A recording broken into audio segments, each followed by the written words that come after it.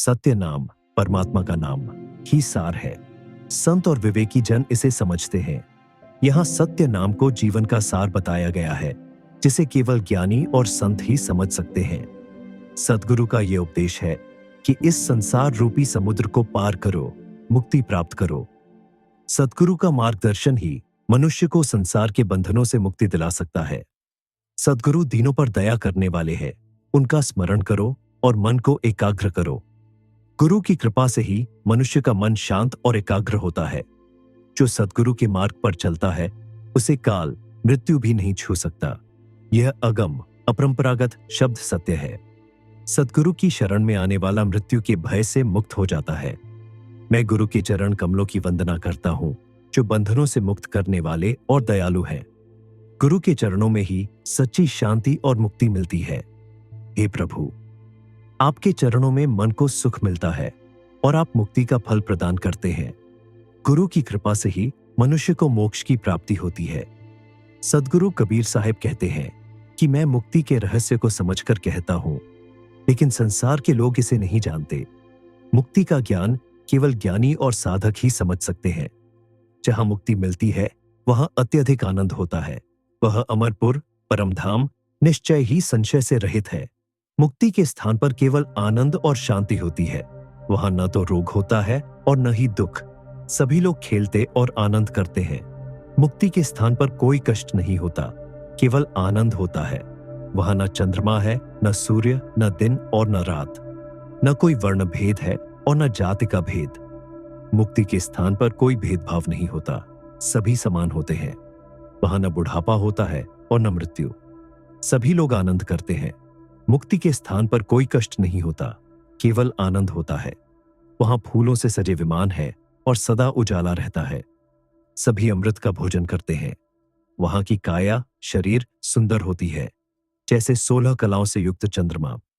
वहां का प्रत्येक व्यक्ति उज्जवल होता है और उनके बाल तारों की तरह शोभायमान होते हैं। वहां का वातावरण शुद्ध और सुगंधित होता है, जो चारों ओर फैलता है। वहां सदा मनोहर छत्र छाया हुआ है और वहां न तो गरीब होता है और न ही राजा। वहां न तो काल मृत्यु का कोई प्रभाव होता है और न ही दुखद वचन, केवल अमृतमय वचन बोले जाते हैं। वहां न तो आलस्य होता है और न ही नींद। सभी प्रेम और सुख का आनंद लेते हैं। असुख है हमरे घरे, कह कबीर समझाए। सत्य शब्द को जान के असथिर बैठे जाए। कबीर साहिब कहते हैं कि यह सुख मेरे घर हृदय में है। सच्चा सुख मनुष्य के अंदर ही होता है, बाहर नहीं। सत्य शब्द परमात्मा का नाम को जानकर अस्थिर अशांत मन भी शांत हो जाता है। सत्य का ज्ञान ही मन को शांति प्रदान करता है।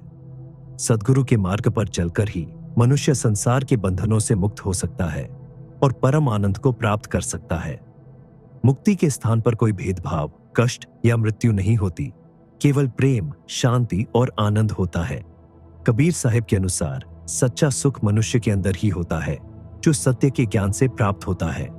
हे धर्मदास, मैं तुम्हें समझाता हूं, एक नाम परमात्मा का नाम को अपने मन में धारण करो। सद्गुरु कबीर साहिब कहते हैं कि सच्चा धर्म केवल परमात्मा के नाम के स्मरण में है। जिस नाम के स्मरण से जीव मनुष्य उबर जाता है, वही नाम संसार रूपी समुद्र को पार कराता है। परमात्मा का नाम ही मनुष्य को संसार के बंधनों से मुक्ति दिलाता है। काल बहुत शक्तिशाली और भयानक है, लेकिन नाम के बिना कोई भी उससे नहीं बच सकता। काल विष के समान है और अंधकार से भरा हुआ है, लेकिन नाम के स्मरण से प्रकाश होता है।